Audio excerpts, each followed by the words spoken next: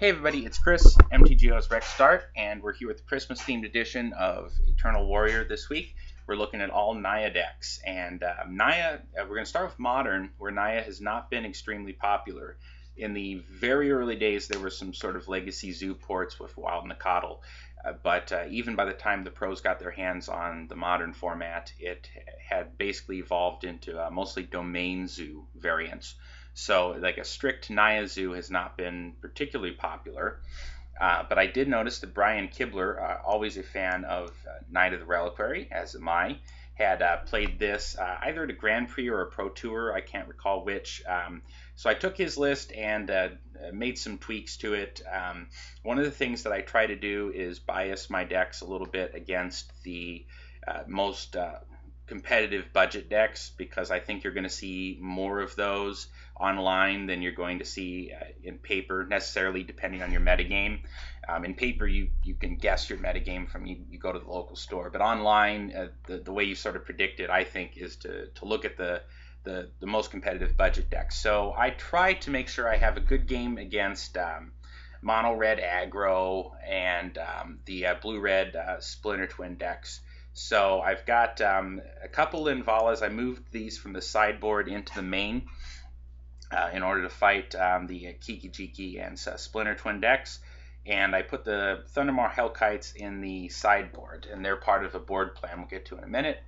Of course, the Naya of the Reliquaries, this is a mid-range aggro deck, so Naya of the Reliquary, Loxodon Smiter, very nice, nicely costed there. Also, the Can't Be Countered clause, so he's good against control as well.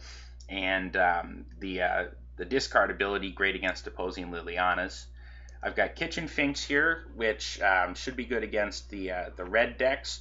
Domri Raid is my card advantage engine, and he's what Kibler used as well. I thought about using Chandra Pyromaster, but I don't think that there are a lot of viable targets for her +1 that it's going to hit, so I really think I'd rather go with Domri here, but it's possible you could experiment with Chandra.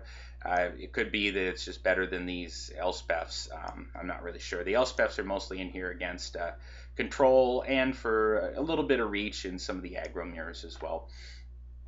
Full set of Tarmogoyf's pretty obvious. A couple Lotus Cobra to give me some extra mana acceleration. When I saw these in Kibler's list is one of the things that really made me want to try it out, because as you know, I love Lotus Cobra.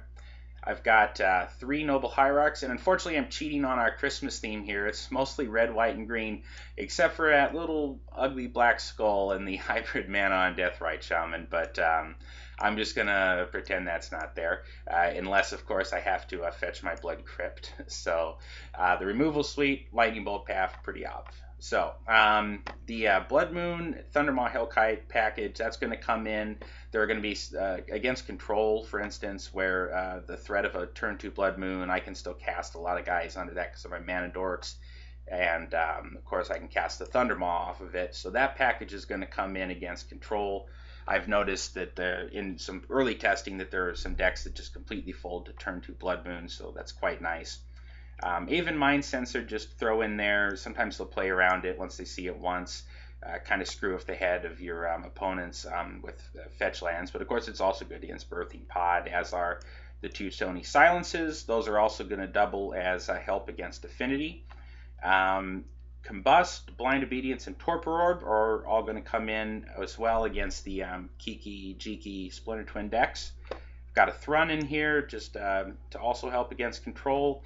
And then I've got 3 Chalice of the Void, because I have been noticing a lot of Travis Wu's been writing about Living End in Channel Fireball, and because that is a cheap deck other than the Fulminator Mages, that's something that I think I may start seeing more of since he's been writing about it.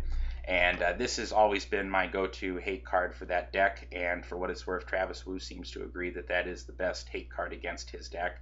So I'm going to go with that. It is vulnerable to Ingot Chewers, but so be it. For my mana, I've got and this is because Kibler used it, this Kessig Wolf Run, so I'm trying it.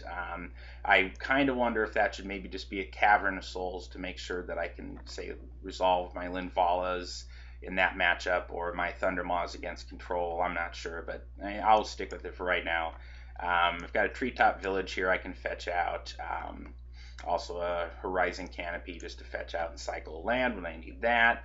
And because it's Christmas, I thought, why not snow-covered lands? So anyways, that's the deck, and let's take it into the two-mans and see how we do.